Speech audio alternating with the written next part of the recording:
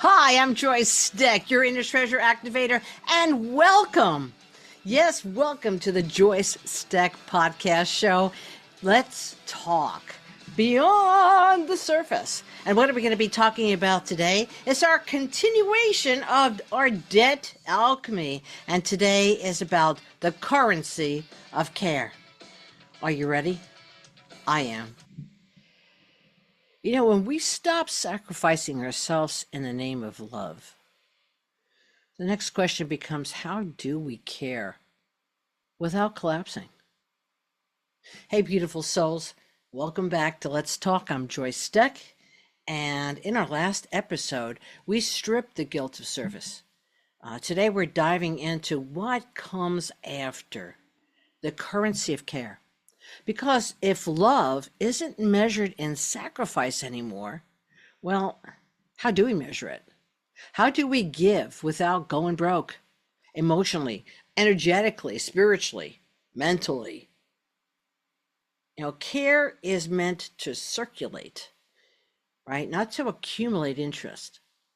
So, we might have, and you might have, grew up believing that care meant carrying. What do I mean by that? I care about you if I carry your pain. Because if I'm not carrying your pain, then I must not care. Right? Carrying other people's pain, carrying the family's expectations. You know, our whole family were doctors, so you have to be a doctor too, because if not, then you don't really care about the family, do you? You know, carrying, or carrying the world until your back breaks and your light starts to dim. So now it's time to unlearn the emotional debt system of care. And, it's like care versus caretaking. One empowers people and the other enmeshes them in your life. So there's a big difference. And we talk a lot about, on a very spiritual level sometimes, of detached compassion. And I could tell you from just teaching and teaching very high spiritual teachers too, it's one of the hardest things to really get across. Like, you think you understand it, but do you really? Detached compassion is when I can understand what you're going through, but I do not take it on. I realize that's not mine. That is yours, and I don't entangle in it. I understand it, but it's not mine. Some people say, right, not my monkey, not my circus. Right? And not meaning it in a demeaning way, but actually saying like, well, I realize that's your stuff. You're responsible for that, not me. And not in an attitude type thing, but in a very sovereign type thing. Realizing, because what it does is empower somebody. I know that you can take care of yourself. I know that you can own this, and I know that you have the solution. And for me to do the solution for you is basically telling you, I don't think you can do this. And this is where we get into, people stepping into the codependency group, right? And that's enmeshment. And I have to take care of you. Why? Because you can't take care of yourself, or I believe you can't take care of yourself. And sometimes, I remember someone said to me one time, because I said, I was just doing this out of my heart, or I thought I was. And they say, Joyce, get down from the cross. We need the wood. So I'll just leave that one there. So in a place where I thought I was empowering people, in reality, it takes away from people. It really makes them weaker. So, empathy, if you have empathy for somebody, but you don't have boundaries, it actually turns into this extraction from others. If you don't have a boundary, it becomes this like, you owe me, right? You owe me, or resentment comes in it. Genuine care about an individual, includes you kind of in the equation of you knowing your boundaries. You're not stepping over it. You see the other person, and the other person has asked you for support, not for you to do it. I tell people a lot, there's a big thing for me about the word helping and assisting. And I will tell you, I will never help you. And they go, wow, that's pretty coarse and pretty rude. Really? I will assist you. Because I said there's a big difference when somebody says, "Can you help me carry the couch?" And they're not even in the room with you, and you wound up, schlepping the couch all by yourself. That's not helping somebody. That's doing it for them. Well, I assist you. If you're on the other end of the couch, I'll be happy to go on the other end and make it lighter for you. Does that make sense? I want you to just sit with that on yourself. Helping versus assisting. I will assist someone who already is doing the work and ask for support to continue doing the work is a lot different than having someone asking you to do their work for them. And that's the difference between caring and caretaking, or taking someone else's burden on as yours. Because you know what? That's carrying other people's pain. It's carrying their work for them. And that's when it comes into manipulation and resentment and all these other negative feelings. So if you have boundaries, which we'll talk about in another episode, but if you have boundaries and you're very clear on them, like, I care about you, but I'm not going to do the work for you. I will help and assist you and support you. What are you doing for you? So when care flows in both ways, it starts to become currency. And that's the currency of care. When it flows both ways, there's a giving and a receiving, there's an assisting. Because when it only flows in one way, it becomes control. And who are the people that feel this the most? Here are some patterns. There's the healer who keeps fixing instead of witnessing. That's the beauty thing about coaching, right? So if you coach somebody, and people get really kind of PO'd off, like, so what do you think? So what do you think you should be doing? Like, what am I coming to you for? You're not coming to me to tell you what to do. I'm here to help you sort for yourself so that you believe in yourself, right? And so a true healer isn't in there like, oh, let me fix you. First of all, a true healer realizes they don't fix anything. They're just a channel for and allow themselves to be a channel for the healing itself, right? But it's about witnessing.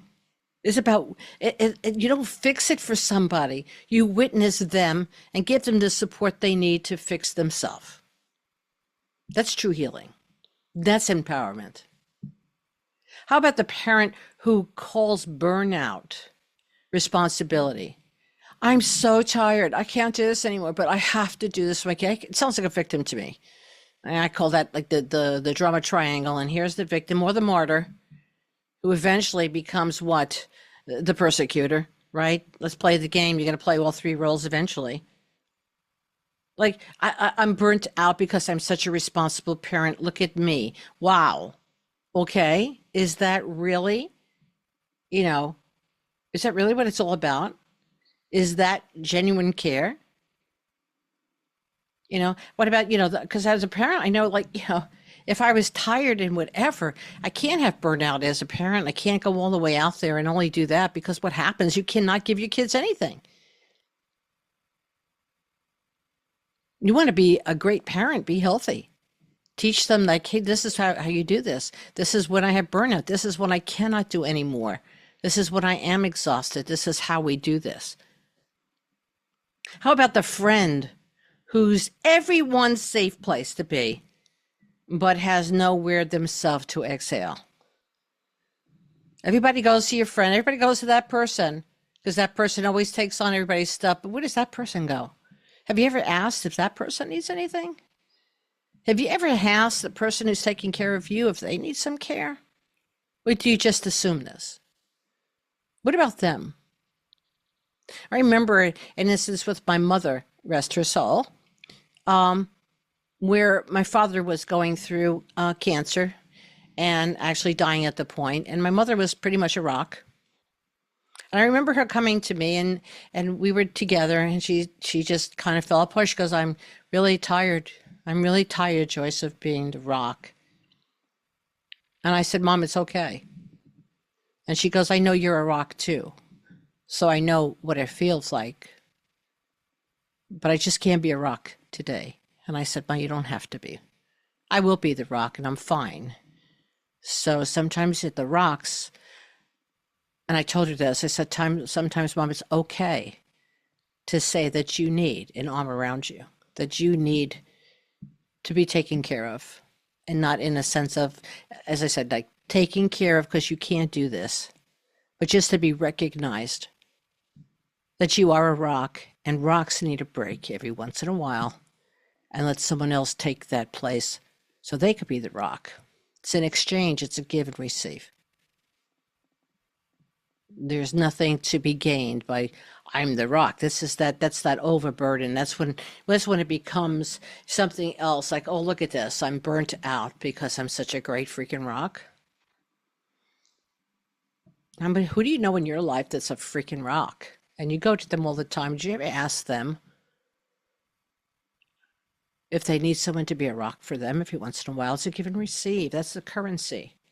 Because care flows both ways. That's currency. Get it? Current? What do you think currency is about? It's a current, which means it flows. Again, and when it flows only one way, guys, it's called control, manipulation, misuse of power. You know, if you're the only one keeping everyone else alive, that's not care. That's called captivity. And it's dressed as compassion. Now, I know this can be hitting really hard for some people. Go, oh my God, I really hate this episode. Who the hell are you? I'm just calling things to really start thinking about them. I'm here not to please you. I'm here to bring up some stuff. Like, it's called Let's Talk Beyond the Surface. And think about it. If you're the only one that is, you're the one that keeps everyone else alive, you might want to look at that. Because I don't know if that's compassion or captivity. Hey, let me know what you think. Send me your comments. Put them out there. Say, hey, Joyce, you said this, and let me tell you how I feel about that. That's like Q&I, right? A set of questions and answers. Let's do questions and insights that you had as you went through this. Stories that it brought up for you. Things that say, wow, I never thought about that. It happened to me one time when I actually took some time, and this was a while back, where I could not leave in my business. And I was the owner of a dojo and owner of actually 5 dojos at one time, down to 3, and then one of my own, right? And I remember leaving and said, I can't even leave. I would never leave my business for a moment. Talk about being enmeshed in something, right? That's the difference between an owner and an entrepreneur, right? So ownership, right? And I remember going to really work on myself and having to take, a moment's care. And I remember sitting in there and getting the aha of like, well, wait a minute, Joyce, if you cannot leave your business for 3 days, because if you came back, it would be gone. You know what? You probably don't have a business. And that was a huge revelation to me. And it's like this one. If you're the only one that's keeping everybody else alive, you might want to look at that situation. Because you're not keeping them alive because you care. You're keeping them alive out of what? I mean, you're actually a captive, and out of that, out of prison, causes so many other negative little energetics to form. So right now, if you could just want to place your hand on your solar plexus, that's your personal power center. And you could say this with me or just listen to it, see if it resonates with you. I release the pattern of overcare that depletes my life force. I release the pattern of overcare that depletes my life force. Breathe. I allow love to circulate through me, not drain from me. I allow love to circulate through me, not drain from me. And I am a steward of balance, not a martyr of maintenance. I'm a steward of balance, not a martyr of maintenance. And here, the frequency that I love to throw out to you guys through my royal gems, and those are emerald, imperial topazes, and energy there of restoring your heart intelligence with empowered intention. So inhale, receive, and exhale, release, and just let it land. There you go. So a quick little recap of today. Care isn't currency when it costs you your peace. And love multiplies when everyone invests, not just you. So in our next conversation, we're going to talk about boundaries as benedictions. So how to say no with love, yes with integrity, and build the kind of energetic economy where everyone thrives. So hopefully see you on the next Joyce Stech podcast. Let's talk beyond the surface when we talk about boundaries as benedictions. And again, things just to mention, everything I mention in each episode, if I mention courses, activations, rituals, if you want to continue on with Debt Alchemy, you'll always find it under one place. Linktree, smash Joyce Stech, or just go to my website. And everything, as I said, is under the name Joyce Stech to make it easy for you to find me. And that's your field guide to work. Thank you so much for joining me. And I'm Joyce Stech, your inner treasure activator on Joyce Stech, the podcast.